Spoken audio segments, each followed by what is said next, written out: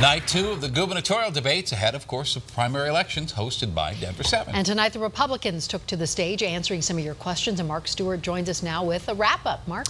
And Ann, you were the moderator covering a lot of questions. The 4 Republicans are State Treasurer Walker Stapleton, former Parker Mayor Greg Lopez, as well as businessmen Victor Mitchell and Doug Robinson.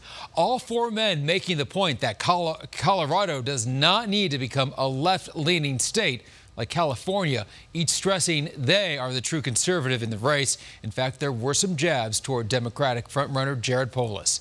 So let's start with the news of the day on the issue of separating children from their parents at the border. The candidates expressed reservations, yet big picture praised President Trump. Doug Robinson, though, said explicitly he did not agree with the policy. And that led to a larger conversation on the Trump White House. Which candidate is most like the president? Where do you agree with the president?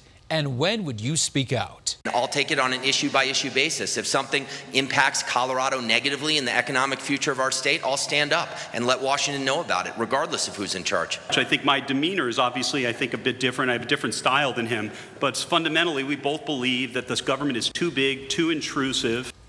This debate looked at some critical and controversial issues. All men felt the state's pension plan, known as PARA, needed an overhaul.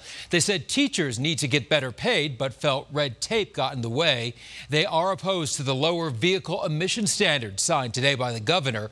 And on the topic of guns, a lot of reservations about the red flag bill, allowing weapons to be taken away from people with mental health issues. Despite bipartisan support, the legislation did fail. For me, it would have had to have a lot more dialogue, a lot more teeth to it to understand that it was dealing with mental health and not taking away the rights of gun owners. I think there should be more due process protections for that person that is accused in order to speak up and bring witnesses. And 2, I think the group that could bring a charge was too broad. That needed to be narrowed. Finally, agreement among the 4. Government in our state could be a lot leaner.